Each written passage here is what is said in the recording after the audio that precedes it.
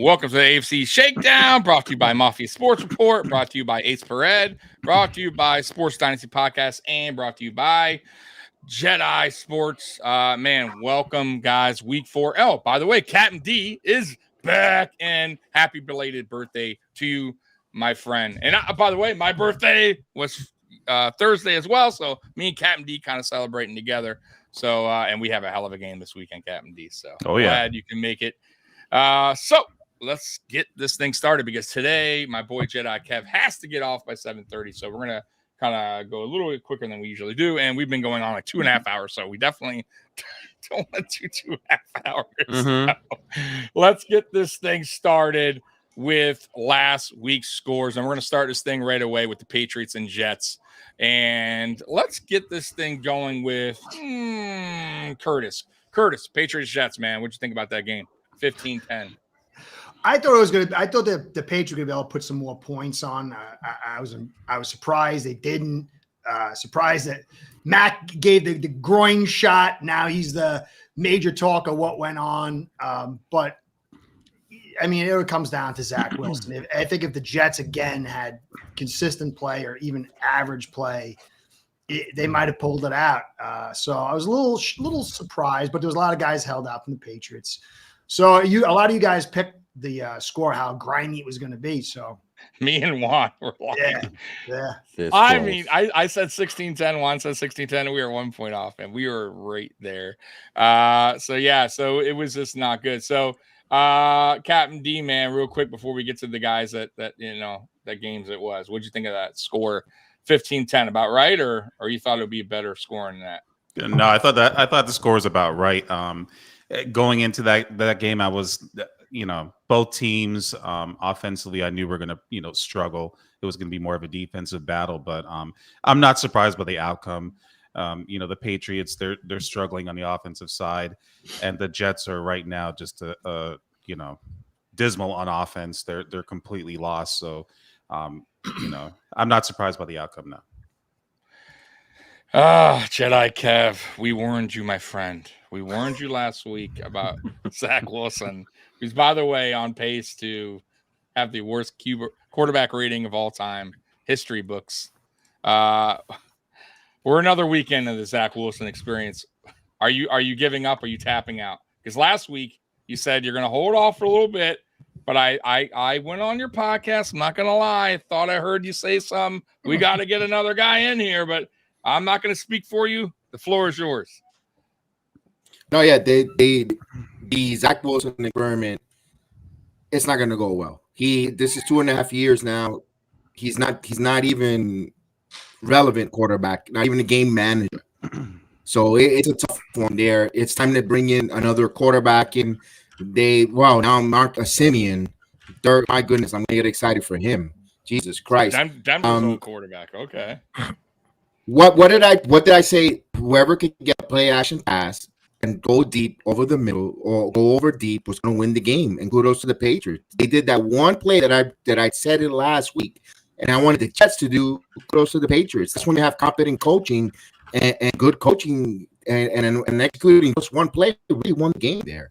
We lost that game. There's no if and buts or shake about it. The quarterback lost that game, taking that damn safety and to wrap it up there. And not for nothing, you guys the Patriots try to give the Jets the game again with 2 minutes, and they give them the football game. I'm like, okay, go out there. And I'm not even going to talk about the stupid Hail Mary that Mr. Nelson should have caught, by the way. But you know what? Would have, could have, should have. If my aunt had ball, should be my uncle. So you know what? Congratulations, you won. The team stinks with the offense. Whereas Zach Wilson, he's not good enough to. Hey, look, the game is too fast for him. He can't compute it on game day, and it's time to make a change at quarterback because this team is too talented. The season ain't over. You have to win a game. You're back at 500. I know it's a tough task coming up. The next few games, but yeah, I'm broke. I don't know what to say anymore. They just got me totally fiberglass with this offense, and no adjustments from the offensive coordinator either. Give me some bubble screens, give me some screens, give me some end arounds. Got to give who's fast and Gibson. Can you at least put him up as a decoy there to stretch the floor? The Patriots, all they did was load the box. We couldn't even run. So much talking and yapping my running backs did. Oh, I only have 4 carries. They talked so much crap. And when it came to game day, they ate it. They sniffed it, and at the end of the game, they pooped the bed. They pooped the bed at home, and they were disgraceful. And that's all I got to say. That's pretty much. Roy wants to know, is Zach Wilson even good enough to be a number 2? So I guess you can answer that, Jedi Kev. Is he good enough to be a backup? He's not even good enough to be a porta potty number 2. Oh, yikes. Well, there you go. There's an honest answer. Why do I hear? Hey, Tommy, all I can hear in my head is that little midget lady from Poltergeist going, "This house is clear."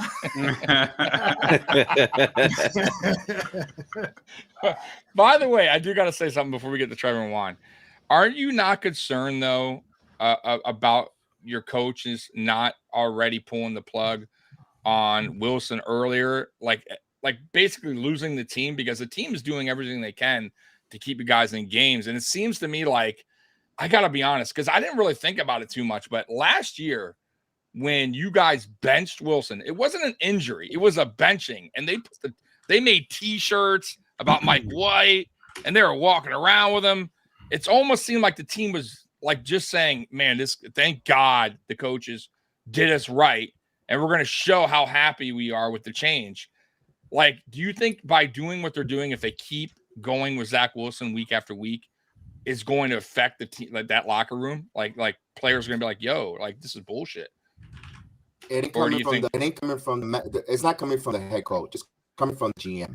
The GM doesn't want to show or say that he picked the wrong quarterback. He picked, the number 2 pick of the draft. He with Mr. Zach DeMarcus, Ryan Leaf Wilson, because that's what he is. He's in that category of a bust. He doesn't want to go. He wants to kind of go down with it, and he's pushing the narrative, thinking that he could just somehow get this kid to have the game slow down and justify that number 2 pick. But you know what? Douglas doesn't need to justify that. Every other pick that he has done are pretty plain. The guys are playing well. But it's hurting him, though, with Zach Wilson and McDonald not playing either. This year's pick, you're gonna get the fan base calling for his head if he doesn't make that change. I don't think it's Masala to put it in a nutshell. It's more coming from the general manager that's making him play that, because you saw Salah change to Mike White like that, and yes, he didn't handle it correctly, allowing that to get public with the Mike freaking White shirts, and I think he had a little bit of regret, and that's why he has no leg to stand to pop his chest out to the general manager, says, I'm going to play a quarterback who's competent. So he's got to kind of keep quiet the way he handled last year, in my opinion.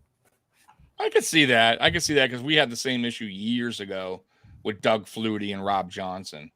And Flutie was the man heading into the playoffs, and they put Rob Johnson in over Flutie because of the contract. And the GM made our head coach at the time play Johnson, which was a huge mistake. Fans were pissed. Everybody knew that was a bad decision. But I mean, if your GM goes out and gets Aaron Rodgers, he already at that point knows that's it. Like, he already is telling the world, I fucked up. Like, I'm gonna give up what I can to get Aaron Rodgers. He's not the answer. So why be scared now why now just say, okay, no, he has to start? You know what I mean? Like, why now all of a sudden? Bro, what his mistake was when he got it, if you were going to Aaron Rodgers as your quarterback, they should have pivoted or bringing in another veteran backup, or kept Mike White and let Zach Wilson say happy trails. They try to have to cake it in two, thinking they could develop on the Rodgers, but they didn't think about the wrong pitches, the injury. They never thought about this scenario 4 plays in, the whole season was going to kaboom. And that's poor management. That's poor thinking ahead. You got to always cover your bases, think outside the box, and cover your surroundings. They should have gotten a veteran quarterback in, and they made that mistake there for Aaron Rodgers. All right, let's get to Trevor and Juan about this game. So we'll start with Juan, man. Juan, what'd you think about this high-scoring game, 15-10, man? Were you on? This went exactly how I figured it would go. Yes. The one good thing offensively I can say is that the running game is looking like it's starting to shape up. This is by far the best performance the offensive line has had, and they're looking like they're finding their 5. And that 5 is not including Cole Strange because the bastard got benched in the second half of the game, as I probably expected. That's also not the first time that's happened. That happened last year too, because it is Quentin Williams. He is like a top 3 DT in the league, but still, to get benched like that is pretty sad and pretty telling. So maybe there is a reason why Belichick drafted 3 guards in this draft. He may be hinting something from there. Otherwise, there's still major problems on this offense. Like Juju Smith-Schuster is looking like one of the bigger free agency busts, especially with Jacoby Myers kicking ass in Raiders right now. And God forbid Mac Jones will complete a 3rd down pass to put the game away. God forbid that would happen, but of course not. So it's same old garbage we've seen from this Patriots offense, but they did definitely played not to lose, more so finish the game out, if that makes any sense.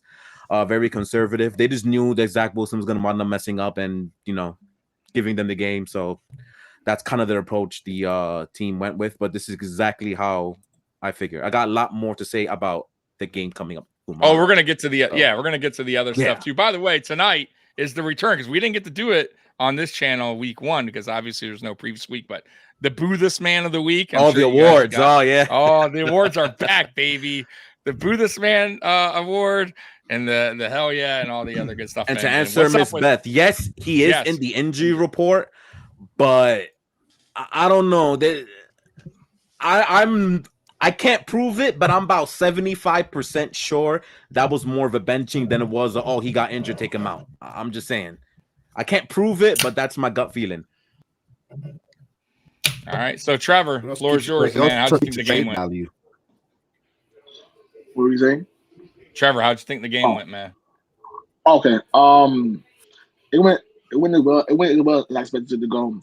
I was very impressed. I was very actually shocked that the Jets D-line couldn't get to Matt Jones. That was one of the things that impressed me the most, that as much as our offensive line struggled as far as like the injuries, the Jets weren't able to get to him, which I thought was pretty good. So they held it. So that was one thing that kind of stuck out to me. I'm not going to shit on Zach Wilson as much as everybody else did. It's irrelevant at this point. He can't play in the NFL. He can't. It's a wrap. But my thing, I think that defensively, especially with the weather, for the most part, we held our own. It went as expected it to go. Now, offensively, as far as our receivers, like Juju Smith-Schuster, I don't know what his problem is, but he was really bad. He was really, really bad. But luckily, the running game was able to, hold us down. But that was one of the things that kind of got to me, was the offensive line really, really held us on against a really good D line. And as far as Robert Saleh, I'm not gonna lie to you, Robert Saleh's gonna mess around and get fired. Because not only are you lying to your fan base about saying that Zach Wilson gives your team the best chance to win, but your locker room doesn't believe it. The players don't believe it whatsoever. They don't like it, and they waited for you to actually just, do it. Like, you guys hear me? Oh, I can hear you. Yeah, you're good. You're good. You're good, brother. Go on, man. No, because my screen froze. That's oh shit. Oh, okay, no, you're fine. No, you're good. You're good. Oh, all right, cool. Yeah, but other than that, that was my takes on it. But other than that, it was a good job for the defense. To be fair, I'm gonna be really honest with you. I was talking to Juan about this during the game. I really thought we were gonna lose this game because we were just trying to give the game back to the Jets, trying to get it back. Yeah. And the Jets had even a competent quarterback. Even Joe Flacco was on that team. We lose this game, kind of like in 2020 in that Monday Night Football game. I had to calm you down, man. Football game. Zach Wilson's there. Yeah, good. I'll tell you that the whole time. Yeah. Mm-hmm. You know what I'm saying? If they had a competent backup quarterback like Joe Flacco, we lose this game. So, you know what I'm saying? But we have a big game next week. Want to see how that goes. How if the Patriots were able to hold off that really good D line, I'm waiting to see what we can do against Dallas. But that's going to be really tough because Micah Parsons is a monster. But that's my take on that one. All right. Let's get to the next game. We'll leave we'll leave the beat down last. We'll start with the Bills. Which one? Yeah, well, there's 2 beatdowns, but you're right. Yeah. There was an ultimate beatdown. I'll let the Dolphin guys, get Have the our last day. crack at that. So let's start with the Bills beating up on the Commanders 37-3. We'll start with Curtis, man. How'd you feel that game went? And did you think that went just as planned? No, I thought, I told you about what I thought.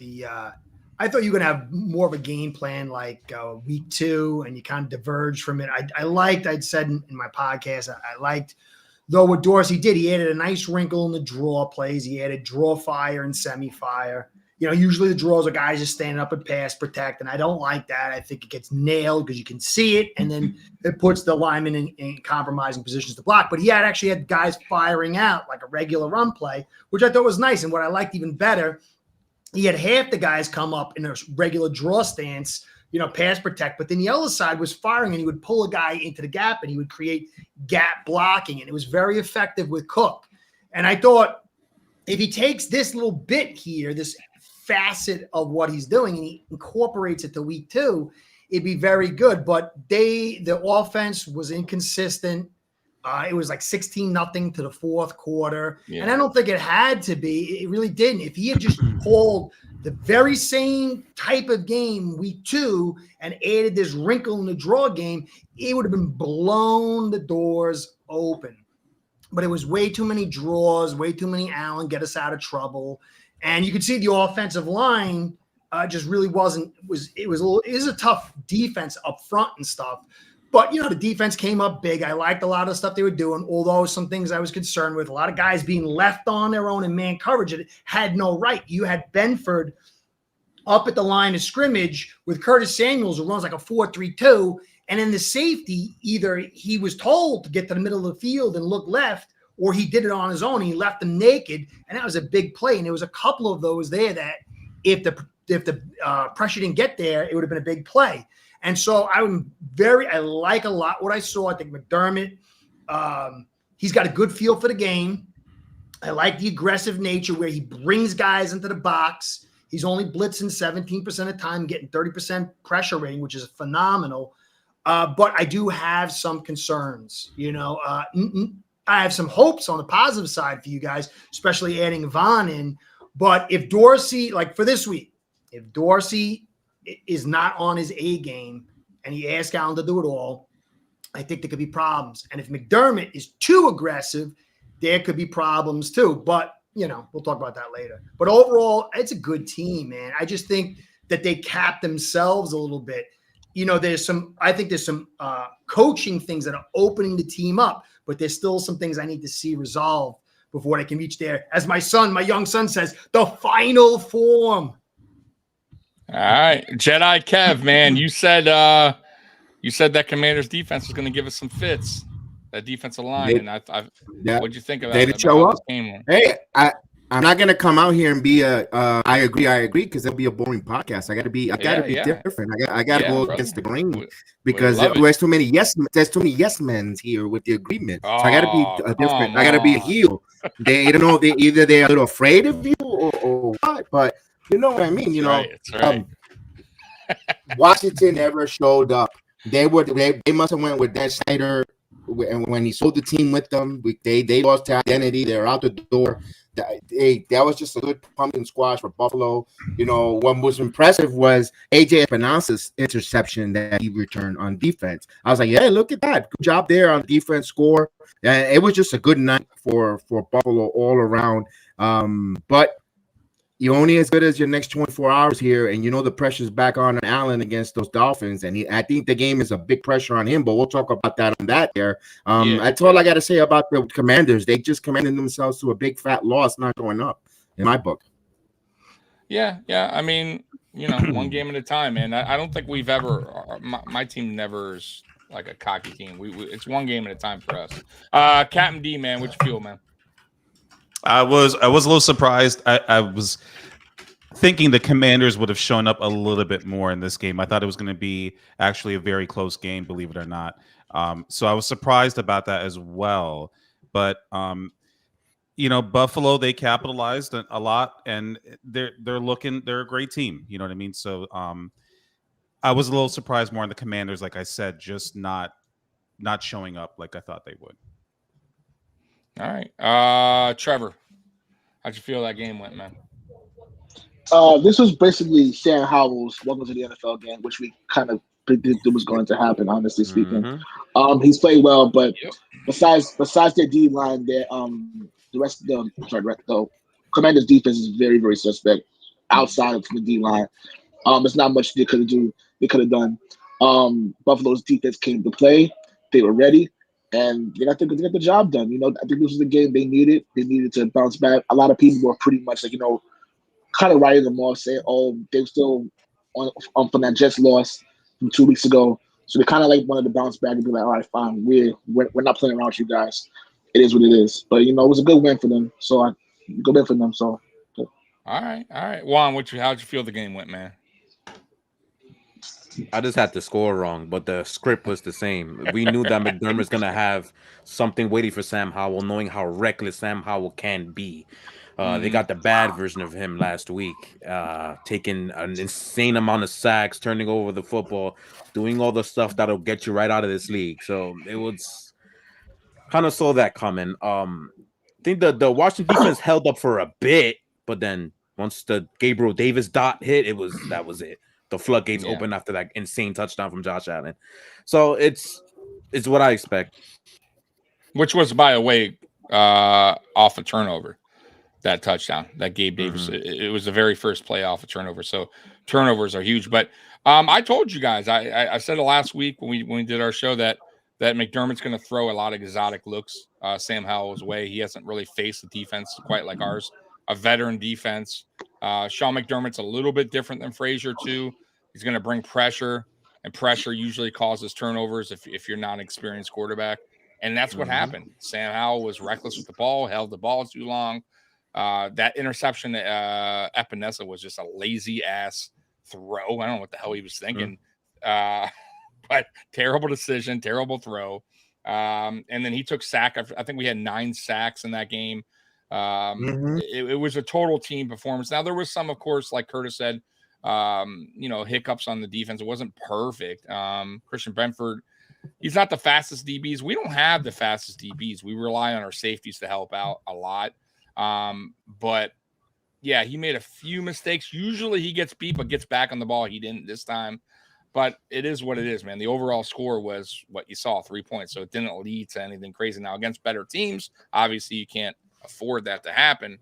But I thought our defense played very, very well, which triggered our offense. Now I will say this, I was cursing Ken Dorsey's name, and I've been a backer of Ken Dorsey for it's a whole season last year when he took over, but I am just so tired of like some of the things that he just continues to do, like have Allen in shotgun like 90% of the time. What? Yeah.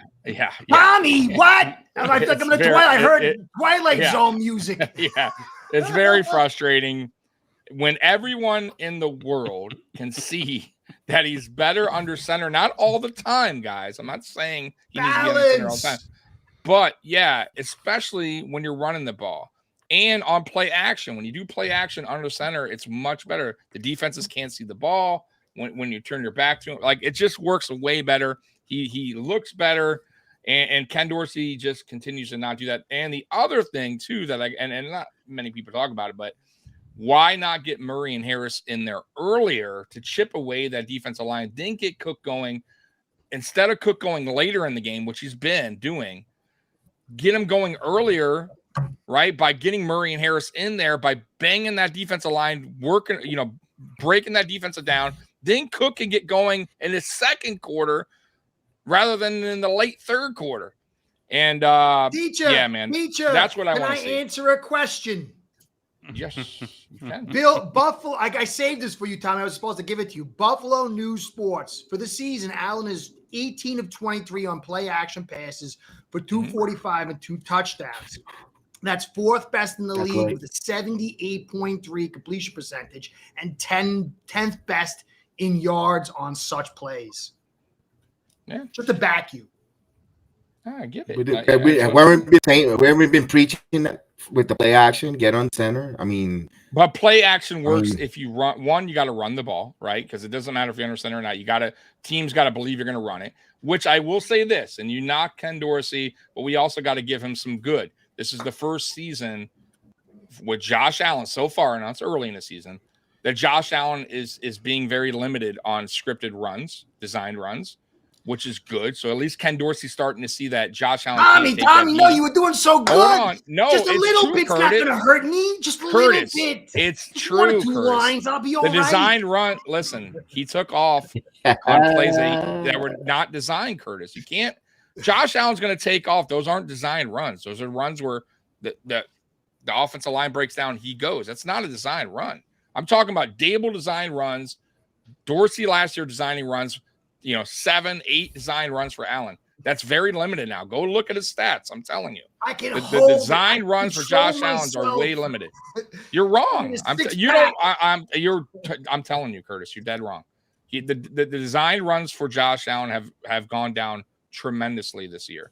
And if you look at our running game, we never had a running back who was like third in the league right now at this point. Like Devin Singleton's never up, getting that amount of carries early on in the year.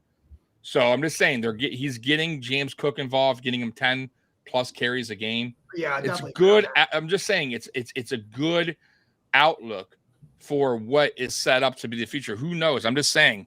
So you got to give him some love. You can't just throw shade at our OC the whole time and just say he's the worst OC when we're second.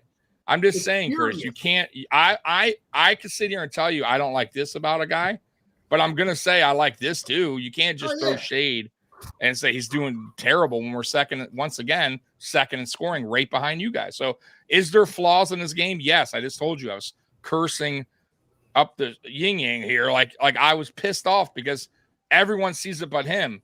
But I also got to give him credit where credit is due as well. He's done a decent job. Can he get better? Sure. Will he? I don't know. I hope.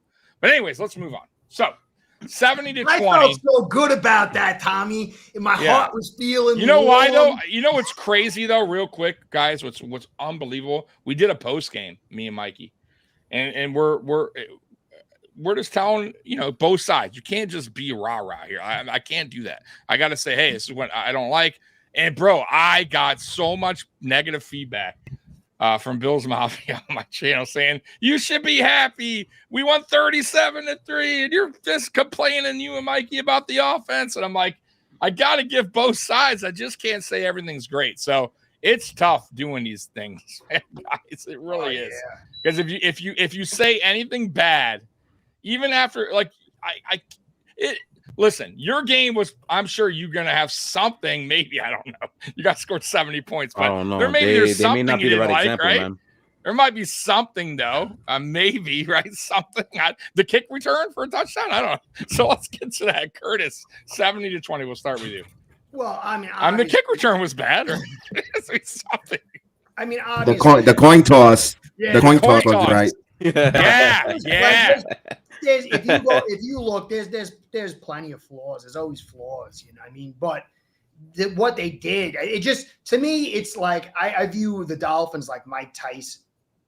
And Mike Tyson, he would just overwhelm you. And if you weren't capable or you were inferior, it would look like Michael Spinks running around the ring. It would be extraordinarily ugly. But Michael Spinks is not Evander Holyfield. And so, to me, Mike Tyson, if he had continued, he'd probably been the best boxer. But in what we saw later on was that overwhelming style, it can run into problems. But it was a mauling of maulings. The Broncos were underprepared. Vance Joseph shouldn't be the coach. There was so little talent in the defense. There was so many bad concepts as far as the defensive calls. There was no touch in when to call the plays. And then the Dolphins' speed just would punish you in brutal ways for every mistake you made. And so for me, it was a floor eval that game. If your team is average or worse, or has coaching that's average or worse, we're going to ruin them as long as the conditions are right. Now, if you look a little deeper into it, you realize how bad the Broncos are. And so there was Connor getting injured, which, you got to see how that plays out. That's not in the control of the team, but that's a negative that came out of the game. You could see Eichenberg, the backup, is not, he's not the greatest thing since sliced bread. But overall, it's an epic day, but still this Bronco team and its performance on defense was almost parallel. As great as the Dolphins offense was, this defensive performance was in that vicinity as being the exact opposite, is terrible. And so this week, we're going to find out what's what with this Dolphins offense. It is good. It will put points on you. There's no defense that can match the speed the Dolphins have. Tua is a guy who could throw to locations. He's got great release. McDaniel's a guy who learns and he stresses teams. So it's great news. But this is the week where we really say, hey, this Dolphins, this or that. All right. Jedi Kev, what'd you think, man? 70-20. What I told you, it's October. Starting tomorrow. Oh, you wait a minute. Hold on. Didn't you have the upset alert in this game? I did. I told you again. Come on. I'm not here to kiss your butt. Everybody here it was on your channel. It was on your channel. The guy's down. It was burying him. It was here. It was here. No, it wasn't. It was your channel. It was Ace. Oh, it was Curtis' channel. Tommy, Curtis' channel. Man, but again, I'm not here to be a yes man. Yeah, I'm not here to be a yes man. I agree with you. I'm gonna rub you the wrong way. I'm gonna go against the grain. Okay. Guess what? I don't know who you had as Jet fan here before, or whoever represented the Jets. We had the paper bag man. We had the paper bag man. Well, guess what? I'm not here to kiss your fake AFC title rings that you have. So, anyways, what did you think about the score? That Sean Payton, my goodness, he stunk up the joint. Russell Wilson stunk up the joint. Kudos to Miami. They were focused. They made me look wrong with 70-plus points. Even Mike freaking White, all the pain in the words of Joe Badingo. He got in there and scored and even threw a touchdown. Boy, I wish I had a Mike White on my team to throw some touchdowns. Oh, wait a minute. We did. We let him go. Holy crap. Yo, that's a beatdown in South Beach. My God, the 305 came up big. And they destroyed them, but we're gonna find out next week, man. This coming this Sunday, man. We're gonna find out it's cheap on both of these teams. So yeah, that's pretty much what I got to say there. That team is just well balanced on offense. They're fast. They're fast, and even ultra fast. And they got something cooking there with speed in Miami.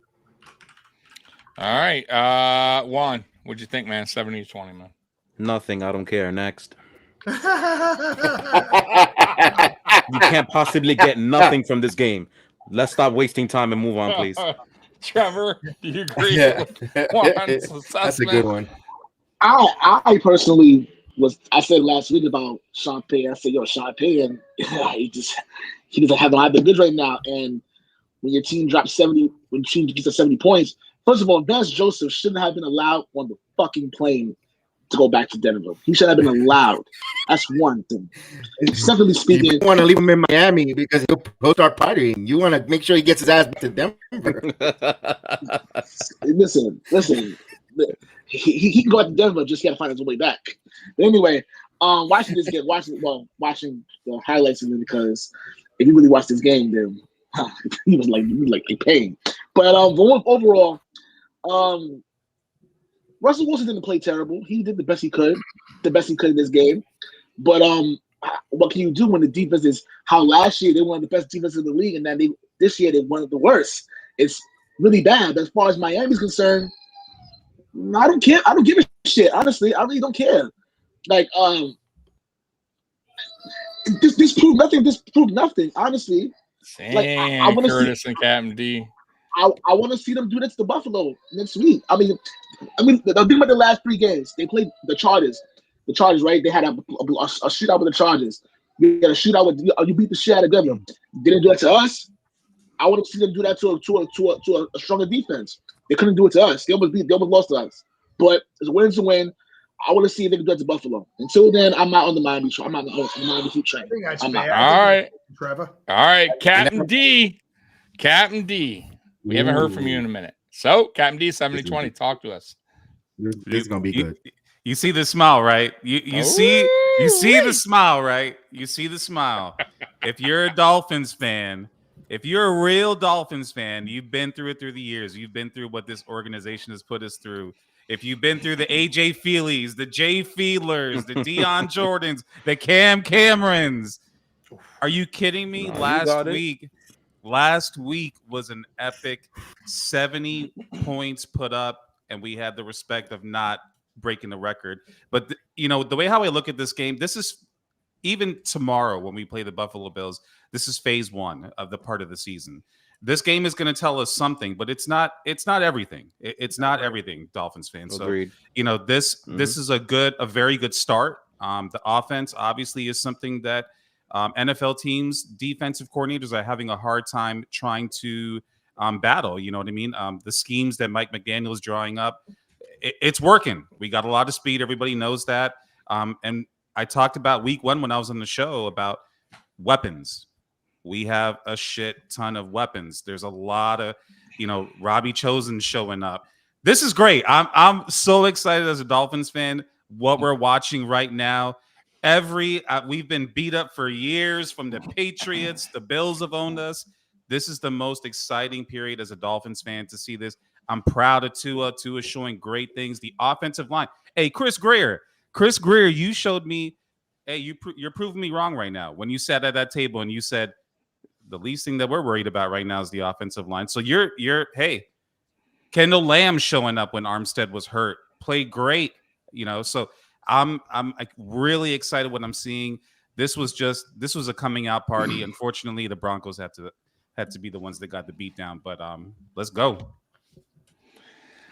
All right, man. I'm kind of with Juan on this. It's just what can you say? It was pathetic, honestly.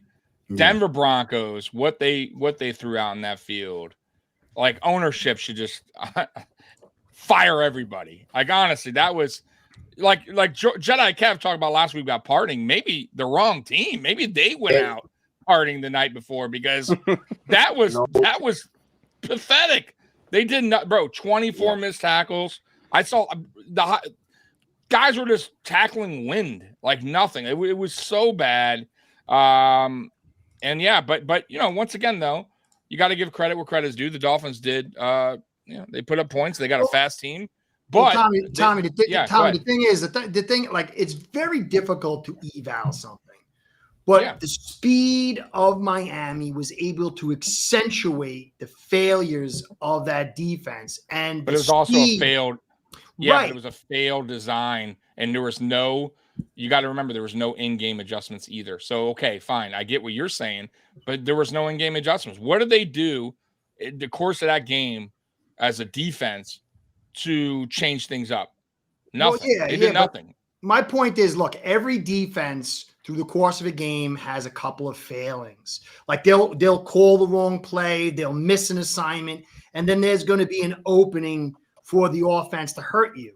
And I think that the biggest thing you could take out of this game is that Miami has a series of players that if you don't come right and they catch you, it's going to hurt. Like you'll get hurt for 10 or 15 or 20-yard play, but Miami's got the players to put a TD on to make it a 60-yard play.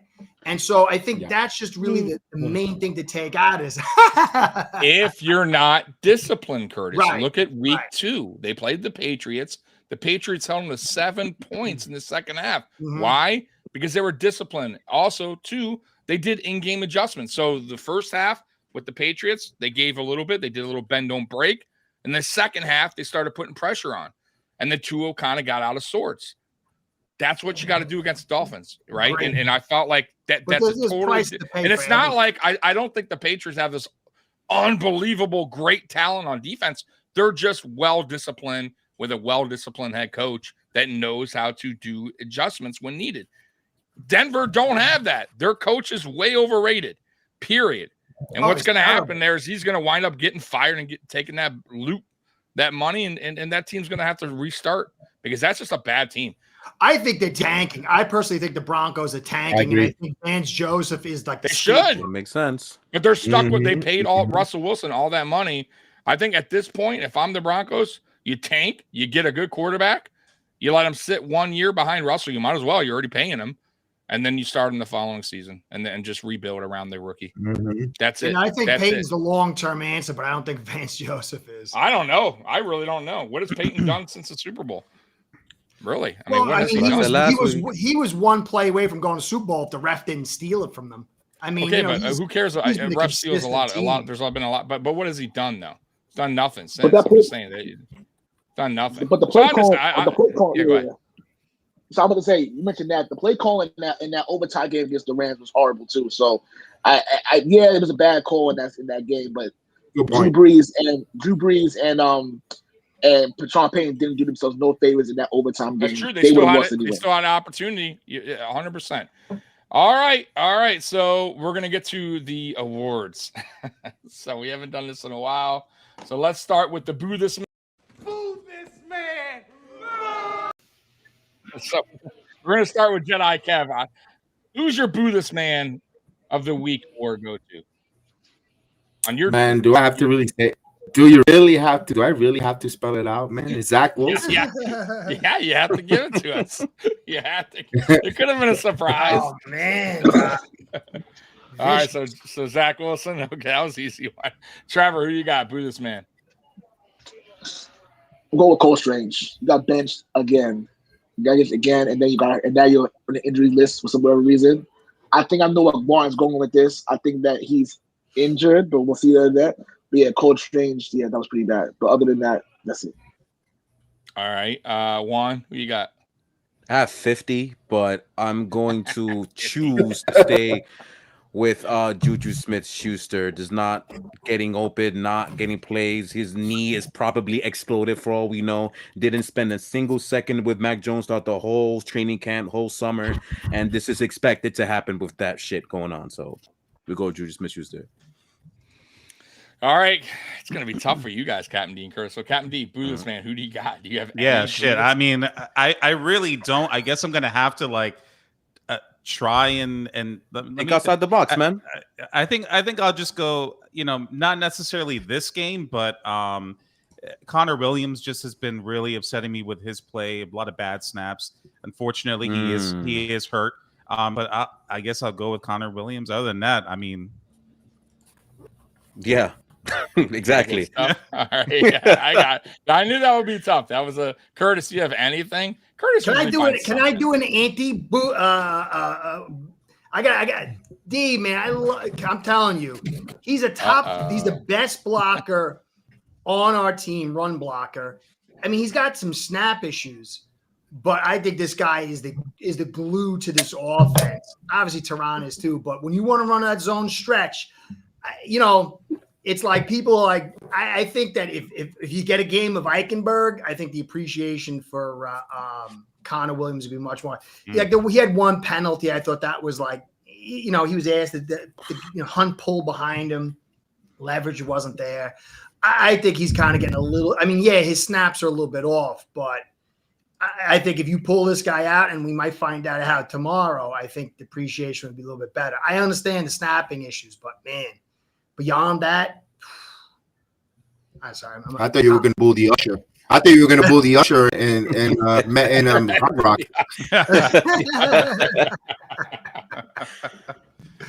So you don't got nobody, Curtis? Eli Apple. Did Eli Apple play? Eli Apple's terrible. Apple's terrible. And if you want to be fair, Julian Hill at tight end blocking was terrible. I hear a lot of Dolphins fans saying, "Oh, Julian Hill is a great blocker." It's not true. I went over all his snaps from the Broncos game. The Broncos are as easy to block as humanly possible, and he was poor. So I think he could develop because you look at the guy; he looks like he's a physical specimen.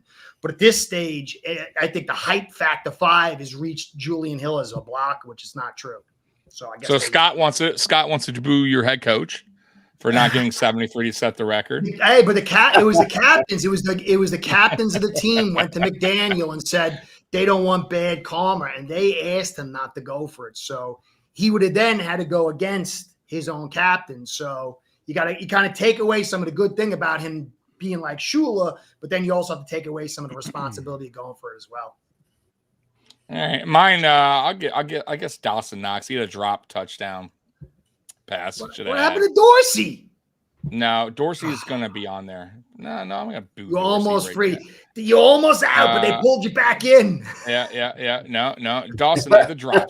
You can't drop passes. That's not on Dorsey, by the way. It's a touchdown, right? You gave up a touchdown by not getting your hands on it, getting the touch. So that's on Dawson Knox. That's not on Dorsey. You can't blame Dorsey for that. So I'm gonna blame Dawson Knox. He gets my boo this man of the week. And he hasn't really been involved much in the offense either this season. For a guy getting paid pretty big money. Your rookie tight end's getting way more burn. Yeah. Yeah. So not good. All right. So next up, we're gonna get with the styling and profiling.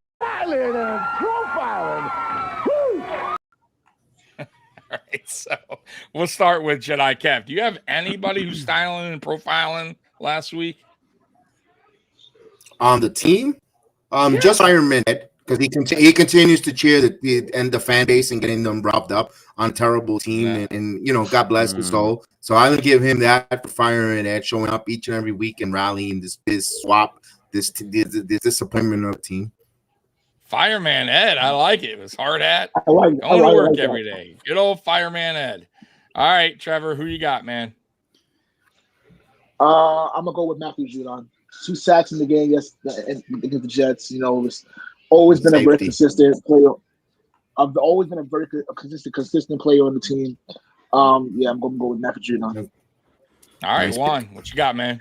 Style and profile. I thought Trevor was going to say Christian Gonzalez getting AFC Rookie of the Month. This is a beast player, but I'm not going to say him. I was going to. Yeah, so I'm going different too. I'm going to say Trent Brown, left tackle. He actually played a damn near perfect game outside of one false start. He tried his hardest to make Mac Jones unblemished. He was absolutely sensational. Nice. He's one of the only good people, like I say, on offense. All right, man. Captain D. Curtis, you're going to have a tough time. You only can pick one. So I got easy for me, man. Oh, Curtis won. Yeah. Captain D. I'll go to Captain D then. Because Curtis has easy peasy. Who you got? So I'm going to choose the Miami Dolphins offensive line. So I'm going to choose a unit. I'm going to choose the Miami Dolphins. Okay, that's fair. I'll offensive line. They're doing a great job of opening up the run game. I'm loving seeing that we have this run game added. A-Chain, Mostert running hard. The Dolphins offensive line has really showed out, and I'm proud of them. Good job. So I got the offensive line. All right, Curtis. Nice. You said you have one. You had it already in mind. Who is it? Oh, yeah, I'm going to kind of piggyback a little bit with Captain D. Now, everyone's talking about A-Chain, but he had 200 yards on a day and 156 was before contact. So for me, it's Raheem Mostert. He does so much work inside and outside. He makes the little space count. He's relentless. He's got the speed. And he really he enforces his will on the defense. And for me, he's really, so far, one of the big keys, engines to this Miami Dolphins offense. I just love the guy. I love the way he plays. He's a complete back in my eyes. All right. Mine is Terrell Bernard, who I am very surprised having a very good season. A guy that I was a little doubtful on because I didn't really know much. He didn't really get to see much time in rookie season. He missed not all of training camp, but most of training camp, no preseason games. And they just threw him out there. And he's been playing very well. He hasn't been perfect, but seems like he's getting better as the season goes on. 2 sacks, fumble recovery, and an interception again. He's just all over the field. He's for a young kid, man, having a green dot that early.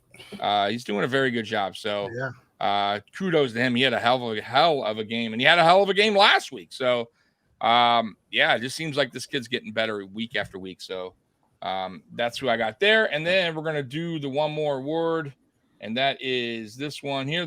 I said, "What's up? What is up with that?" Now, if you eat that school lunch, you better stay away from that rectangular pizza. You know why? Because it is nasty. Yeah.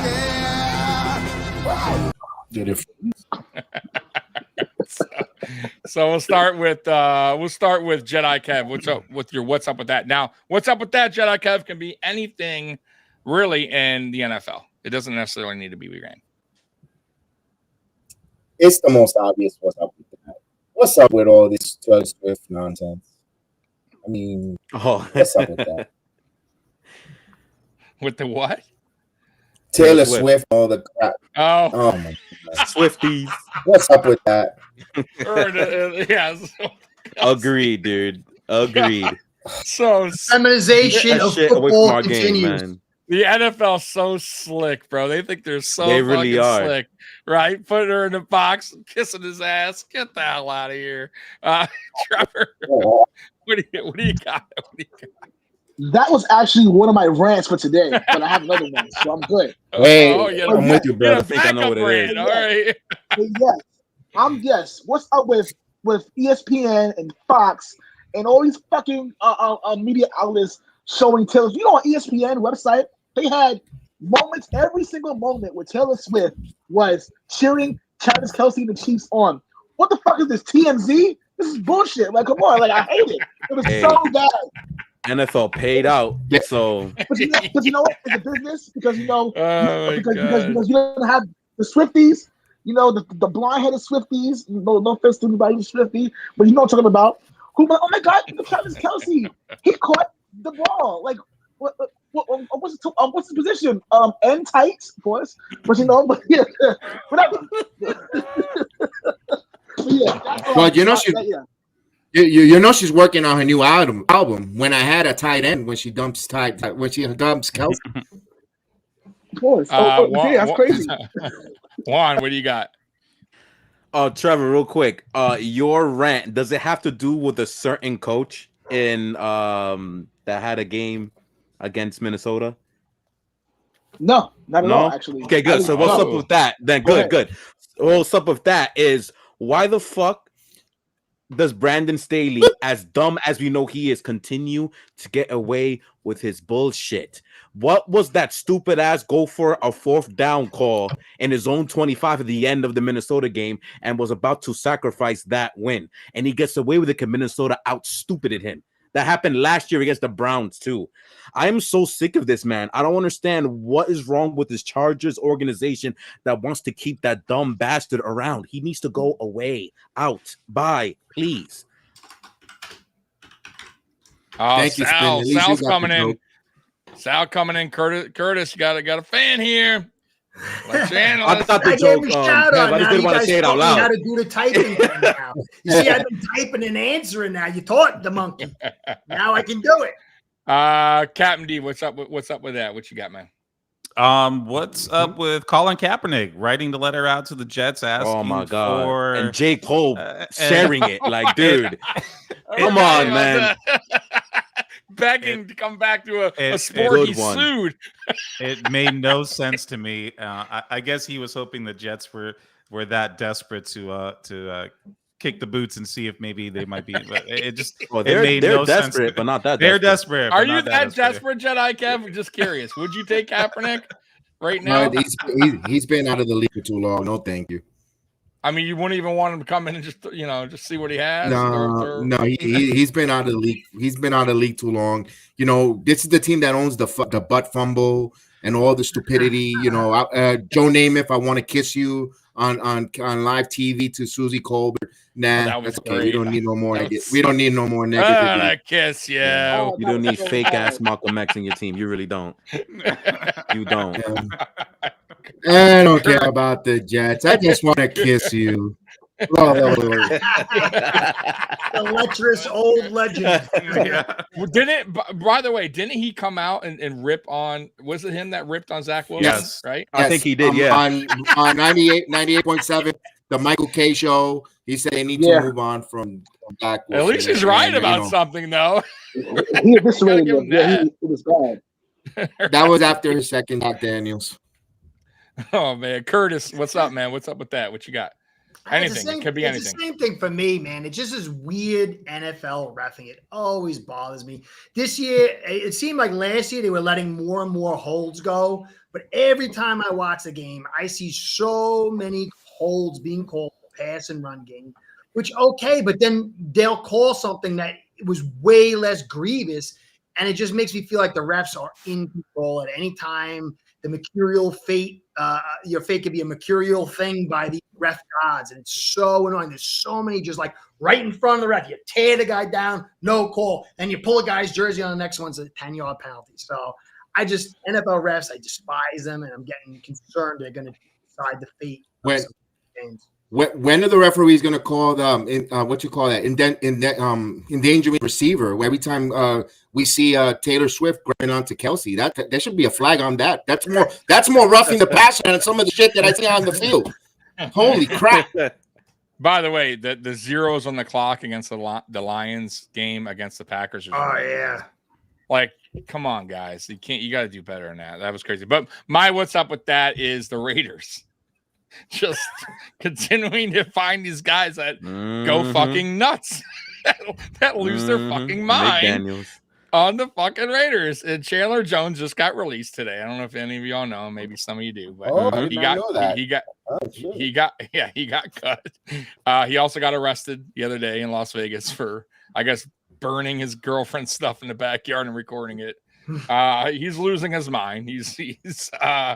But it's like he's the new AB. Was it the synthetic marijuana they were smoking?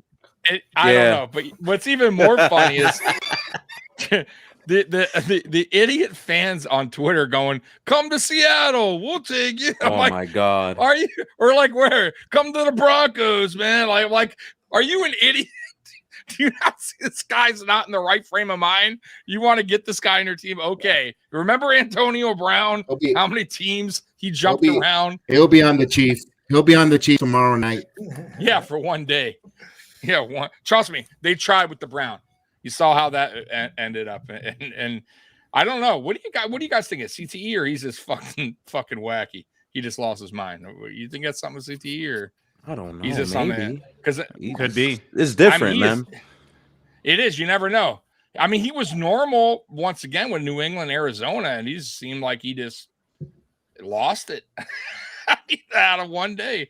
Anyways, yeah, that's that. So now let's get to week 4 because I told you guys we're going to rush through this thing kind of in a way, still have fun with this channel, but we got to rush it today because my man Jedi has stuff to do. So let's get to the schedule, and then we're going to start with the Patriots game. So Patriots at Cowboys.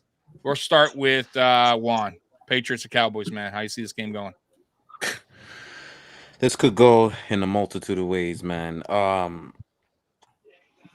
Multitude of ways. So the Dallas Cowboys offensive line is insanely injured. I think they're missing 3 starters out of 5 in this game. So that is a huge advantage for New England. This will be the second game without Trayvon Diggs, so the secondary is completely like under weather. So that's another advantage New England, we would think. So that big giant defense that everybody swore Dallas's was, even though they only played the New York teams, and we know the New York teams' offenses are hot garbage, but whatever. They are not very good right now outside of one player. So all New England has to do is find a way to neutralize the one big player. Mind you, Marcus Lawrence is also a good player, but Michael Parsons has to get neutralized. And the way to do that is by doing something that the Arizona Cardinals did very well, is to run the football down their throat. There are signs for the Patriots that they actually may have found something in the run game last week. Did really well against the Jets with a stout defensive front. They just have to find a way to do that against this team, and they have a great shot. And for the New England Patriots defense, lucky for them, the Dallas Cowboys don't have an explosive offensive attack as they should. Their philosophy is to control turnovers and to limit as many turnover-worthy plays as possible, which is similar to the way New England likes to play. So the Patriots don't have to worry about any big downfield throws. They don't have to worry about any explosive plays, most likely, from that offense, which I think very much favors New England's defense. So the fact that the spread, I believe, is 6.5 or 6, the Patriots will 100% cover that. Whether they win or not, we'll see. But what I really want to talk about is that this is a big legacy game. Mac Jones needs to prove that he belongs in this fucking league. This is it. There is no better stage outside the playoffs to go into Dallas at 4:25 Eastern time. Everybody's going to be watching that game. This is the game where you need to show that you belong in this league because you've been nothing but pathetic. I don't care about that Philly game that you wound up losing. I don't give a shit. This is the game because you have a reputation of being a dirty bum ass player. That's your rep now. You hitting people in the dick, you chop blocking people, you ankle locking people 2 years ago. All your whole rep now is you being a dirty dumb ass player. That's your rep with a 2 or 3 stupid ass of turnovers a game. That's your rep. This is it. This setup is perfect for him to actually go and do something positive for this football team. This is it. Injured defense, bad coach because you're going against Mike McCarthy, so you by far have the coaching advantage on your side easily. This is it. This is it. If you fail, then just hang it the fuck up. It's just that simple. This is it. Mac, this is it. Let's see what you got. I don't want to hear no more excuses. Excuses is done. I am so sick of this shit. It's over. Show that you belong. It's literally that simple. So I will be positive for once in my fucking life. I'm usually the negative guy. I will be positive and say New England wins this game 24-21, and Mac Jones actually looks like an NFL quarterback. That's what I'm going to go with. Wow. Do I believe that? To be honest, I don't believe it. But I'm going to go against my gut and pick that score. New England will be able to rush for over 100 yards to this game. Mac is going to have everything in his power, everything to support him. It's up to him to hit some fucking third down throws for once. This is it. Figure it out. All right. Trevor, we'll go with you next, man. Talk to us. Wow, I could have said it better myself, but that's good. No, good job, bud. Yeah, Kurt. I'm going to be honest here. This is one of the games that I was afraid of the most. I know that Dallas is depleted on both sides on both sides of the ball, but they're still a pretty decent football team. I sense their offensive line is kind of depleted. I do expect us to. Hopefully we can bring the house down and and really make Dak Prescott's life miserable. Because I'm not gonna lie to you, only difference between Matt Jones and Dak Prescott is one is white, other one's black. Other than that, it's not much of a difference. Let's be honest here. Crazy. It is crazy, but it's true. I agree with 100%. What happened with Matt Jones last week? Punching guys in their dicks and stuff like that. Putting people in like, come on, like this is getting ridiculous now. Who the fuck you are? Fucking Kurt Angle? Who do you think you are? Anyway, so it's ridiculous. It's about time you step up on a big stage. Everyone's gonna be watching. As much as I want, as I'm hoping the Patriots win this game, I do have concerns about the discipline in the Jet game. A lot of stupid penalties, a lot of dumb mental errors that we would not see from a Bill Belichick coach team.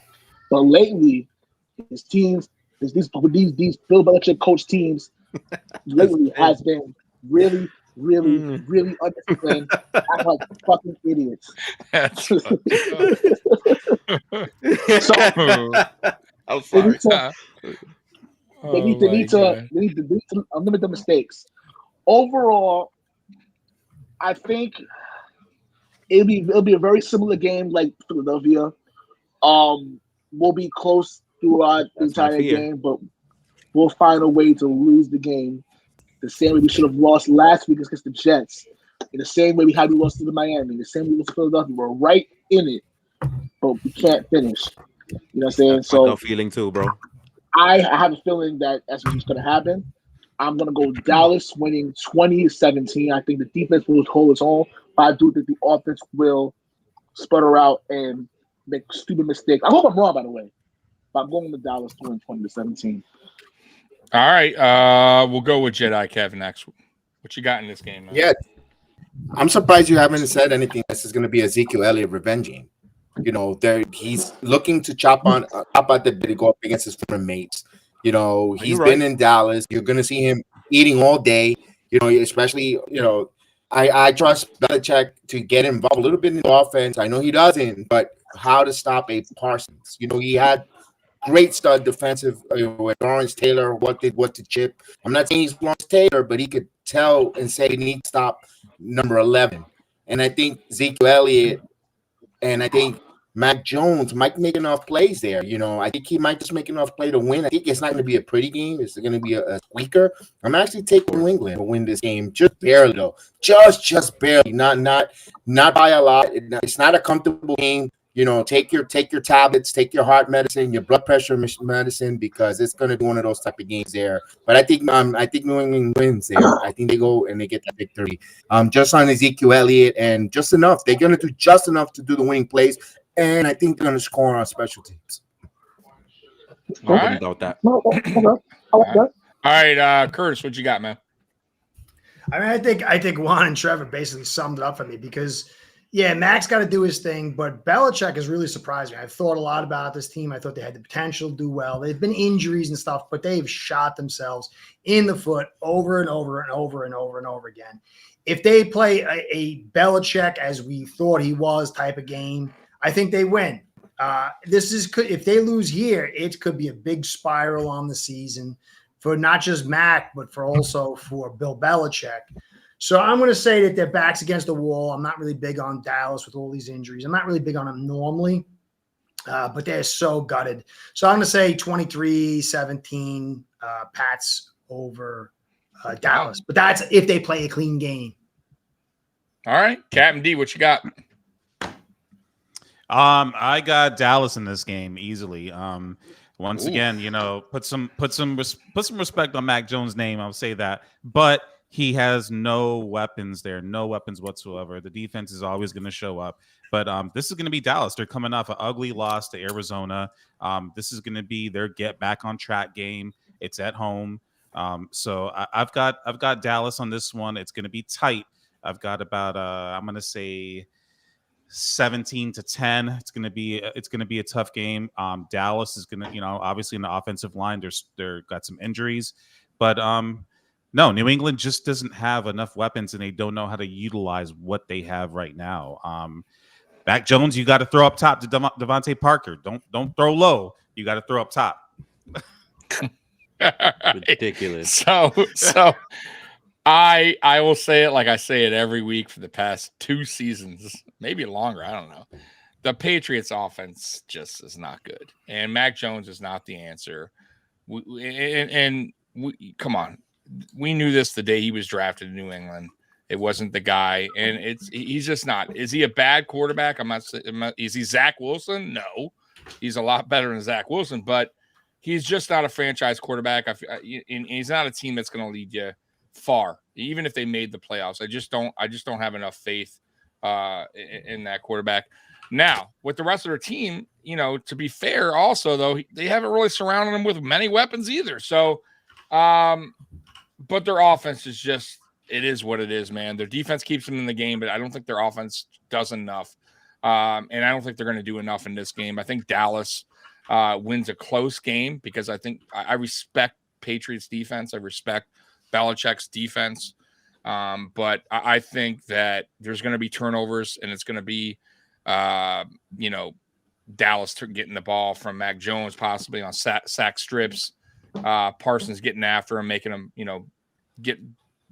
throw some terrible passes it's weird. Mac Jones tends to turn the ball over early in games and gets going late. And if he does that against Dallas, that's where it's going to really, in Dallas, I think that's where Dallas, takes the advantage. Because I think Mac will throw some interceptions early or fumble the ball early away. So anyways, I got this game 24-20. 24-20 Dallas. I think it's a close game. But ultimately, Dallas just has a better defense, and they're going to first force turnovers, and that's it. That's the key to the game. All right, next up, Chiefs at Jets. Is this what is this, Sunday night game? Sunday night football? All right, we'll start with you, Jedi Cav, man. All right, Sunday night football. We got the narrative there.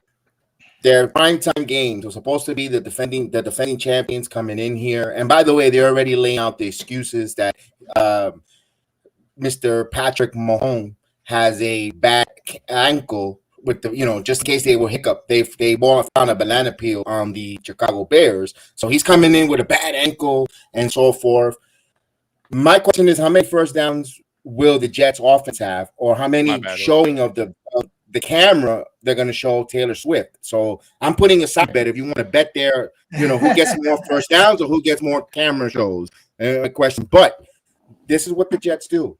They know how to screw our Jet fans, because everyone is going to take the 9.5 points on the Kansas City Chiefs and looking for the Jets now out of nowhere. Come out, typical Jets fashion, knowing how to thunderfuck their fan base and win this damn game.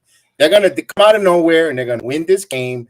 And when they're going to take their fingers out of their asses and they're going to give Taylor Swift a dirty Sanchez and send her ass out of MetLife. I'm taking the Chiefs. That's all I got to put. I can't. I got to make something up because we don't know what's the narrative.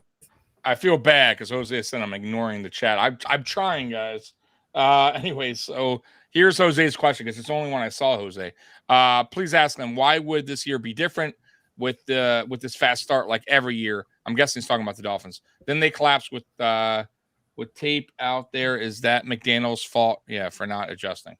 So I guess we'll talk to you. It's your guys. So question, Curtis, Kat, you want to start first with that?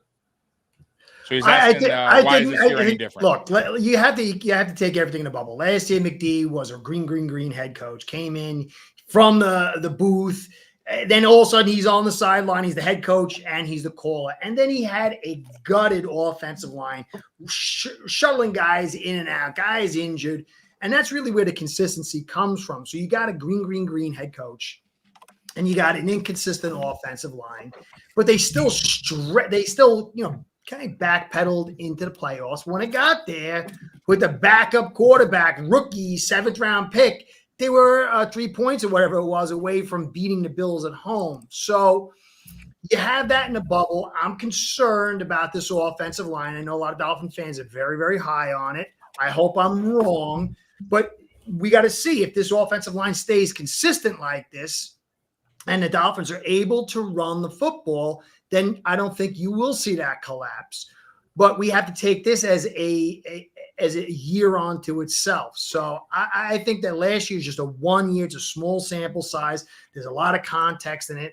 We got to give the full season this year. I think the Dolphins, if they come out and have a bad game tomorrow, everyone's going to say, oh, they're overrated. And they say, this is a long season. You can't get too high. You can't get too low. You got to wait for the majority of the season to play out to see what you got. Teams adjust, teams change, guys get hurt, things happen. I think this is the season to really gauge. This is a high point peak talent season. So let's see how it plays out. And then, if we collapse again, that doesn't say great things for me next year. Then I'm very concerned. But let's see how it plays out. Sorry. Captain, what's your response to the one? Jose, sorry. Okay, so I ain't saying nothing. I meant Jose. Sorry. Yeah, obviously, Tua's health last year. We were working with Teddy Bridgewater. Then Teddy Bridgewater got hurt. We're going to our 7th round pick and Skylar Thompson. Lost a couple games. We recuperated. Hey, we took the Buffalo Bills to the end in that game. It was a 3-point difference. We played a hell of a game. This year, obviously, Tua's addressed his health. He's got a little more bulkier. They've added another running back through the draft, and it seems like they're more dedicated to running the football.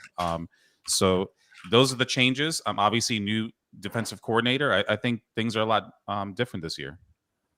All right, and what do you think about the fast start? About Jose's question earlier about how you guys started fast before and you don't seem to finish the show. Well, I think it's all based on the health of Tua, the offensive line.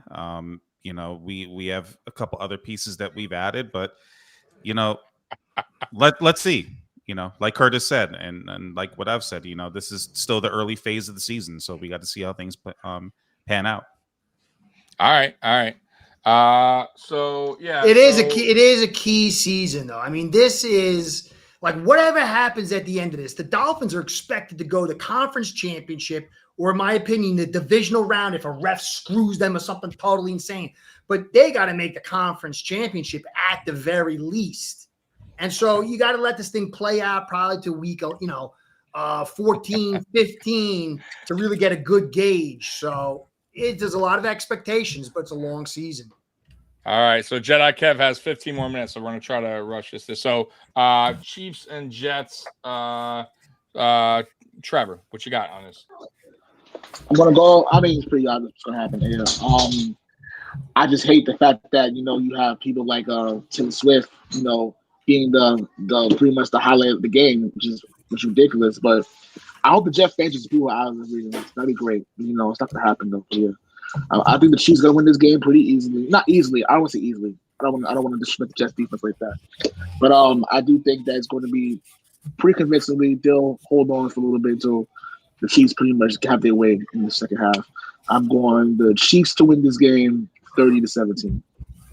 Jedi Kev, did I ask you about the game? I'm sorry if I missed you. Yeah. Did I ask you about the? Yeah, but it was my whole thing was blown over. Never mind. I love the punchline is out.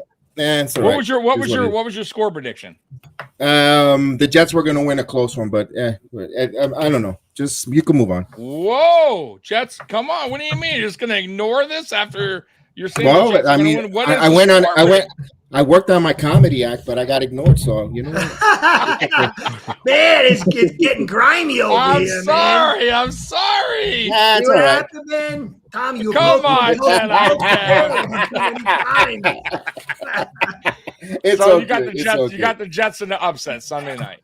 In the upset, barely though. It's going to be one of those. Oh goodness, because they're going to say Mahomes got a funny injury. He's got an ankle injury. He's going to want to feed Taylor Swift's boy toy, and the Jets are going to be up to the par. I think the defense will get a score if the Jets get some, and I think they're going to play that same game plan they have for Allen. I don't know if Mahomes is going to turn the ball over up, but I think they'll get an upset on a really close one. I think it's going to be one. I'm agreeing with you, Scott. I think it's going to be something like 21-17 or something around that score. Like, it's just going to be. It's not going to be pretty. It's going to be one of those. Hurry up, get this damn game over on a Sunday night. I got to get to work. Let's go, wrap it up, type of deal. White Shoes Wilson, like White Shoes Joe. Ooh. I think we're going to see Tim Boyle. I think we'll see Tim Boyle come in. So, Juan, what do you got real quick? Chiefs and Jets. Chiefs don't usually play that well on these type of games. So I see them barely winning this game 24-17 Chiefs. I remember last year when they played the Titans, they played against Malik Willis, and they didn't go to overtime with Malik Willis. Like, they don't, for some reason, when they play a team that's beneath them, they don't play that well. So they won't cover this, but the Jets will cover. So I like 24-17. Chiefs. Hey, look at that, Curtis. You're getting fans on the Bills side, man. They love you. Hey, man, I like people who like football. Captain D, Chiefs and Jets. What you got? Okay, I'm going to make this quick. I don't know what grocery store. What's the popular grocery store in New York? I'm not too sure, but in Florida we have Publix. And when you go, Publix, baby. Publix is great. So what they do is when you go to check out at Publix, they're like, "Would you like paper or plastic?" Jets fans, if they ask you Sunday morning when you go get your groceries, ask for paper and put those bags on. Oh, that's crazy. Yikes. Oh, It's shit. cheap all day. It's cheap all Yikes. day. Crazy. Yep. I didn't go that far. That's crazy. That's wild. That's all right. Oh, That's all right. We'll send it to you. We'll send it to you so you can wipe your ass. Oh, man. Oh, man. What is your score, real quick? What you got? I'll take Chiefs 27, Jets 3. Oh, my. The Chiefs defense is pretty decent. So they are. Hey, it could happen. Yeah. It could. Curtis, what you got?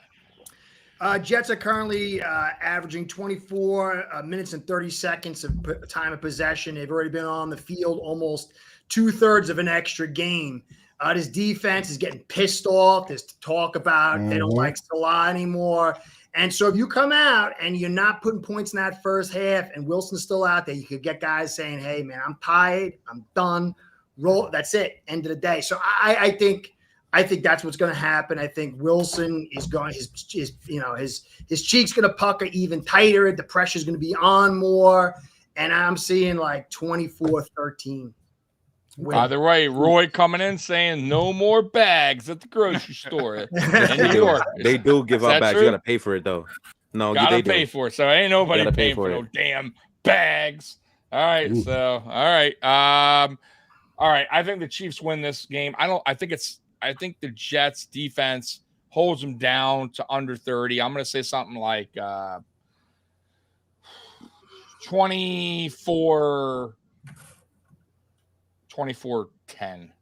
Well, you just minus 3 points off my prediction there, Tom? Is that how you I had to. The Jets' offense is terrible. Like, honestly, they should just run. You're better off that. You know what? Take a sample of what the Patriots did against the Bills. I think it was last year or the year before, when Mac Jones threw it, I think twice or once. What was it? Once he threw it? It was 3 times. Game? He completed one. 3 times. 3 times.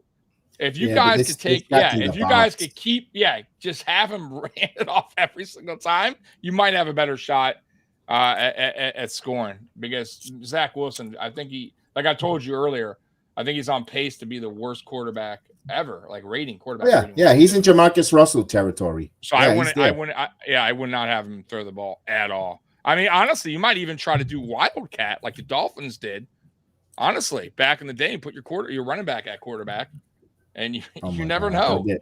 I'm just saying, you never know. All right, so let's get to the main course, and I'm going to start with you, Jedi Kev, because I know you got to run in 8 minutes. Yes. See how I did, Jedi Kev. Good job. I know. So Dolphins at Bills. Go ahead, Jedi. No, that's a game. That's a game. I saw it got flexed out. They flexed it back. This should have been the evening game. Be honest with you. Here's the thing. The weather's going to be really good. This is a bad opportunity for this game to be in Orchard Park. This should have been more later in the season. That's why I like Miami to go out there and beat Buffalo real quick because of the weather. I think they're going to be quick. Their speed, the weather's not going to be an issue, and I just believe in right now Miami. It's the quarter of the season. This is to close out the quarter of the season, and they're just on all cylinders right now. The offense, they're flying. They're going great, and this is a big game on Allen. You know, Allen's got to put up a big game here. There's more pressure on Allen than Tua, and we all know Allen tends to get a little tight there, and shaky bones in his calling. I'm taking Miami. Bones. All right, what's your score? I'm taking this one. It's gonna be a good game, though. This one's gonna be a high scoring game, to be honest, or not. It's gonna be like 34-28, man. Oh, got my. That's what I was 34-28. Okay. Yeah. All right. Trevor, what you got, man? I'm going with I'm gonna go Buffalo. I'm gonna go Buffalo win this game. I'm very interested to see how they're going to respond.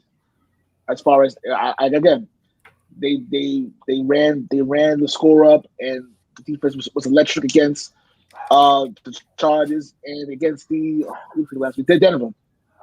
I'm going to see if they can do that again against Buffalo. I think Buffalo's going to be able to slow them down a little bit. It will be very close like it was before, but I think Buffalo will win this game at home. It's going to be very close, though. I'm going to have Buffalo winning 28-24. All right, Juan, what you got, man? I have Buffalo winning this game.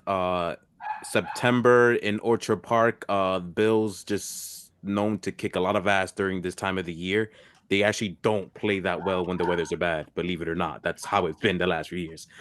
I like their pass rush to get to Tua. I think this will be the second time that Miami will have to deal with a pass rush like that, except that Buffalo will do it from the start, not like the Patriots waited till halftime to do it. Buffalo actually gets to them from the start, and I think that might startle Miami a little bit. As long as Buffalo's DBs keep it in front of them. If they let the guys go down the field, they have a completely different issue, in my opinion. So my assumption is that they will keep everything in front. Their pass rushers get to Tua, and the Bills will take it 28-20. All right. Captain D, what you got, man? I got Miami winning this game. Okay. That's crazy. What did he say? I didn't hear what he said. Okay.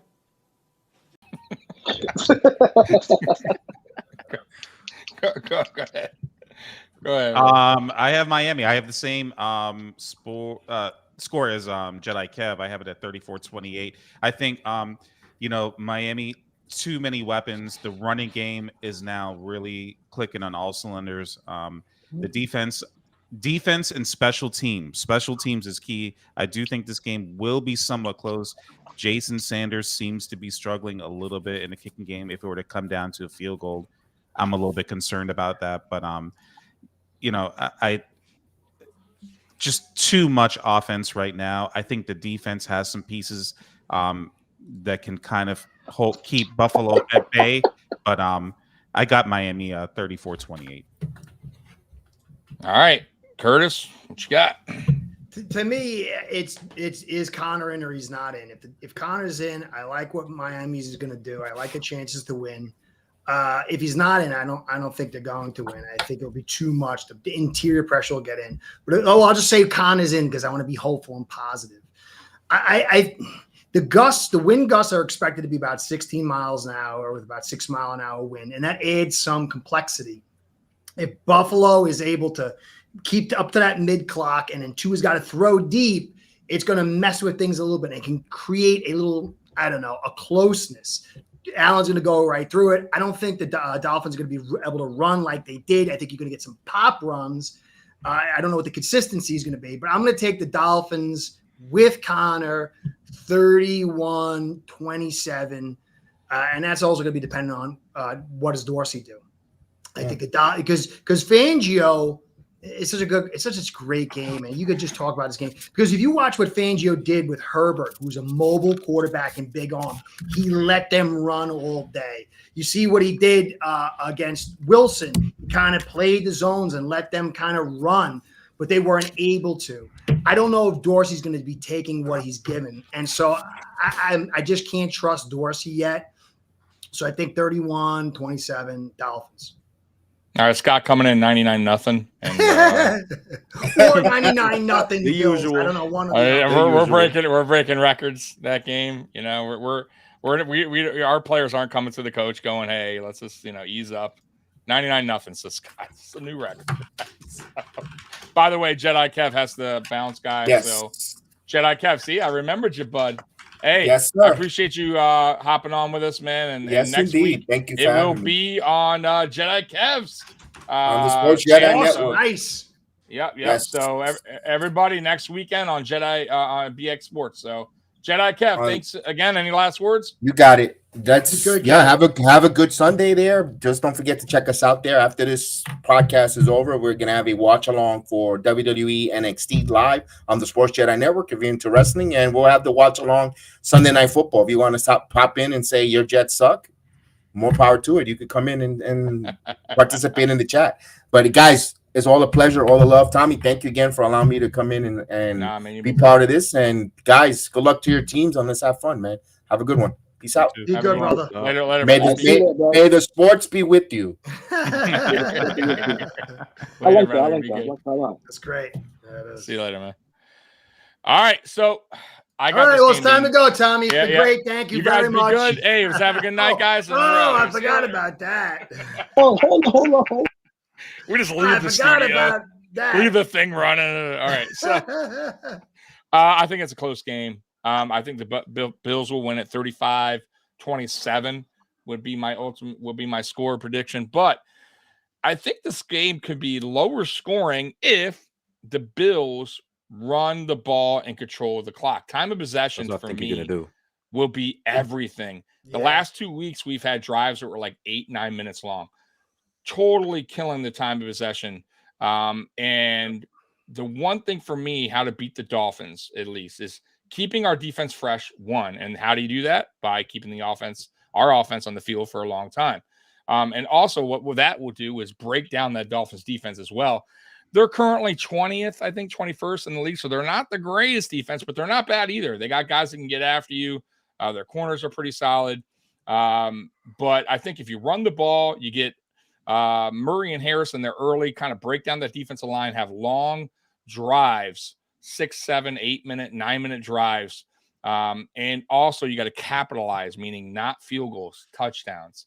I think this game could, if that game plan goes, this could be a lower scoring game than many people think. It could be something like 24-20, 24-21. But I have a weird feeling that the Dolphins might score quickly, and then Dorsey might go, hey, let's just air it out, and then it could be on from there where both teams are just firing back and forth touchdowns. So Shaky Bones gets shaky. It depends how the game goes. Honestly, it just depends. It's weird. Him and Josh are a lot alike, because he also gets a little worked up too. And somebody said in the chat, I forget who it was, that Dorsey's trying to turn Allen into Dorsey.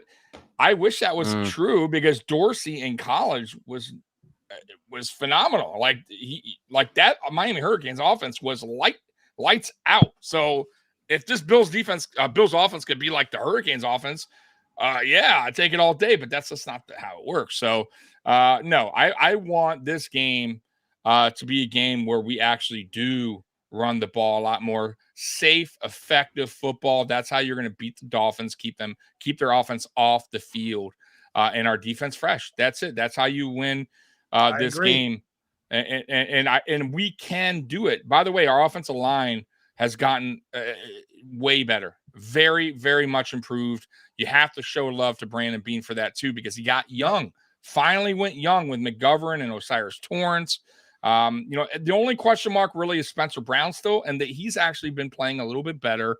He doesn't have to deal with Phillips. And if no Phillip, right? And the one thing that Brown struggles is against speed around the edge. So, but we have been helping him out a lot more, which is helping out the offensive line. So, as far as defense goes, listen, I just hope they just copy what the Patriots did. You got to give a little bend, don't break in the beginning, and then put pressure late in the game against Tua. Kind of mix it up. And our coach McDermott's been really good so far at creating pressure.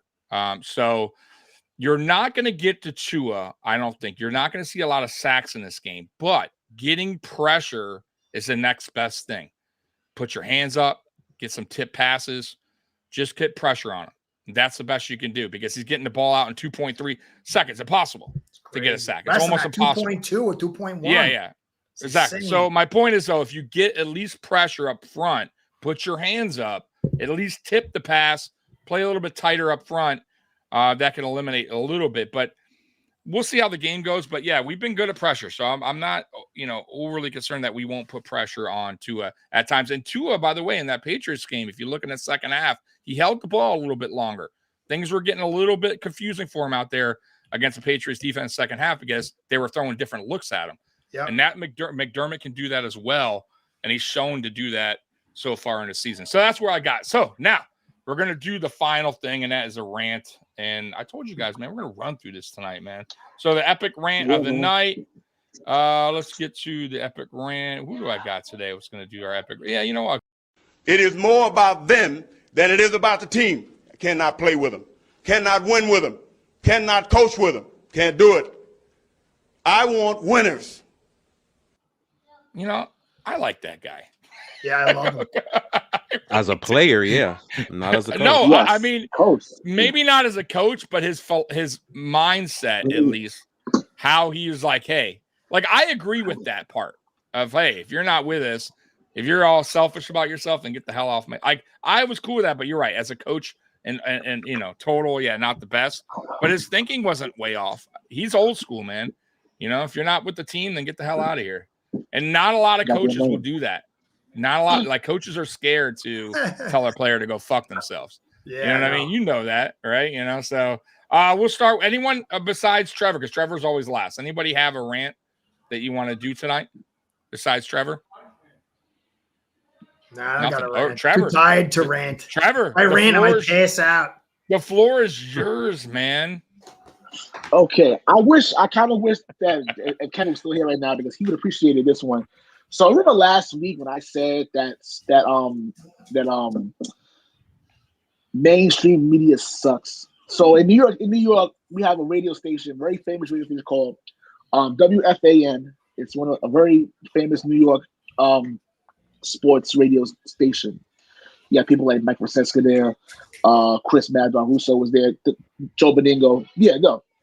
But there's some people, some athletes who I tell myself who are really, really good analysts. You got people like Deion Sanders when he was analyzing stuff. You have, really, really good athletes. Steve Young, he was good too, pretty good too. But there's one athlete that I have to bring to the front of the conversation because he is so god awful. Tiki Barber. Now, if those who don't know who Tiki Barber is a former Giants running back. And, he fumbled the ball a lot. He loved to give the ball away. That's what he used to do. So the reason why I'm going to destroy him today is because he was defending Zach Wilson after the game against the New England Patriots, saying that, hey, that, give him a chance. He's still considered himself a rookie.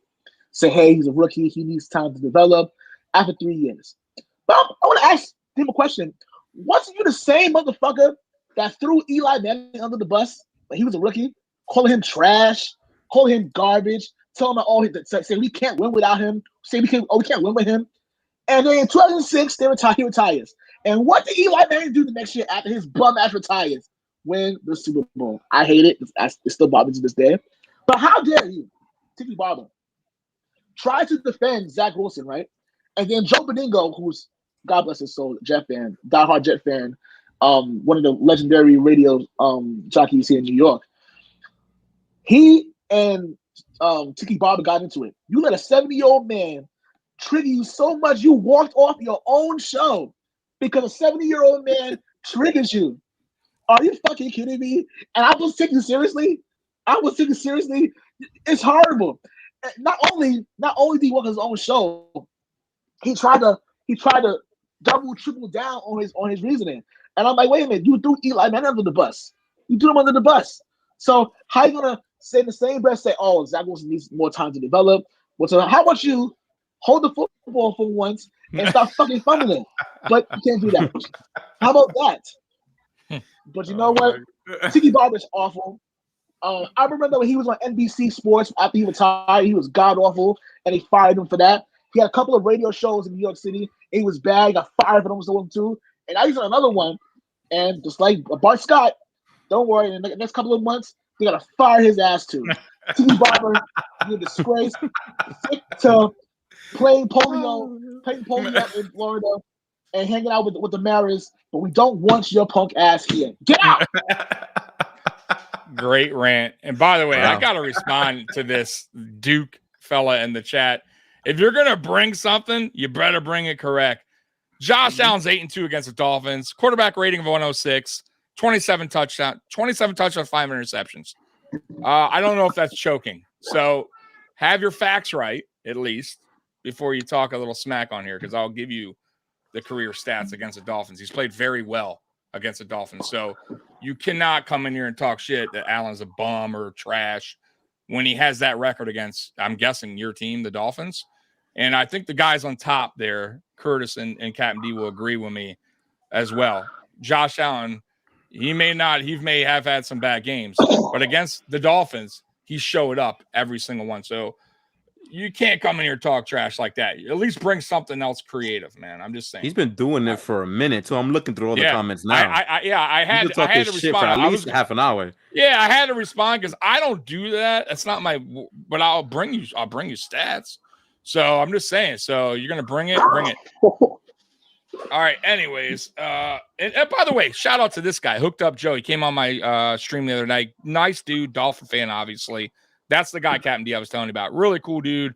And if you don't know Hooked Up Joe, Curtis has a Dolphin channel, Ace Per Head. Go ahead and subscribe over to his channel, man. He's very good, very knowledgeable. So anyways, guys, any last words before we get out of here? I told you guys I keep that shit to an hour and a half, man. That's how I do. So any last words? Thank you for having me on. Let's go, Fins. Big game tomorrow. It's going to be entertaining.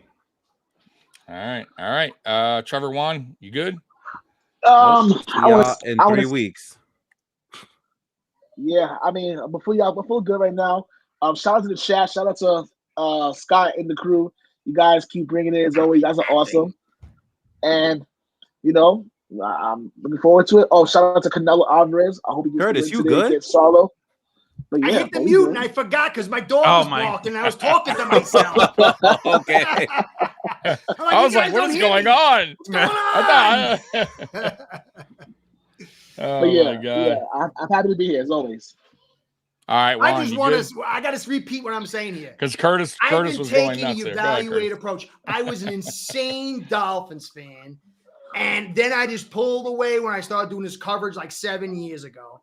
This moment right here, I would say last year too in the playoff game, but this moment right now and last year has me more like freaked and nervous. I'm already getting the heartbeats when I think about it, which is great for football. But if I'm not back and I drop dead if the game don't go my way, I just want you guys all to know this is what football is all about. It's going to be real exciting. I hope I survive. This is the game of the weekend, man. This game should have been on prime time, but it is what it is. What it is. It is what it is. Maybe they'll make the last. When do we play? Week 18, I think. Do we? It's the last game of the season. That's guy might not even. That one might be interesting because it could come down to a lot. Really, the division. You come down to the division. Come Unless down to we whatever. beat you tomorrow and just go straight through this place. Like, I do want to remind you, Curtis. I do want to remind you. You beat us week 3 last year, and you won 9 games in our house. It doesn't matter. You beat us week 3. It's a long season. You know this. You've been watching football as long as me. Come on, man. It's been 20-something years. Let me enjoy myself. We're going to destroy you. You guys are going to lose. What is it, 99-0? Come on, man. I don't know when I'm going to be lit. You know? I love this, Curtis, it's my moment, dude. That's why you're my buddy. Forget this. So, anyways, Trevor, where can they find you guys? Sports Dynasty. You can find us on. Oh shit! Go ahead. You can find us on Instagram, Facebook, or we have a Facebook group on just trying us on Sports Dynasty on Facebook, and we're right there. We have a whole lot of forums there. You can just join us there. Support your team. All sports banter is acceptable, and yeah, pretty good. Yeah. Sports Dynasty. All right, Curtis, ace per head. Talk to us. I'm going to throw a tech thing out there. You can find me at hashtag the Buffalo Bills are going to stomp the life out of – no, wait, the Dolphins are going to stomp the life out of the Buffalo. There you go. This is good. You heard it of it. This tech stuff sucks. Hey, take that shirt off. Expose your Josh Allen jersey. Oh, man. I had it all set up. I hate this tech stuff. Oh my God! Anyways, guys, we're gonna win. Go Dolphins! Yeah, that's go where you Bills. find you. Go Dolphins. Bills Mafia. Hashtag 55. Yeah, go to Ace Per Head on YouTube. Subscribe to his channel. He's a great guy. Until next time, though, next weekend, which we're going to be on Sports Jedi Network. We'll see you next week at Saturday at 6:00. Bills Mafia, I love you, and as always, go Bills. We're out of here. Peace. Go Dolphins. Peace. Go Bills. Bye-bye. See, Peter, he's too fast.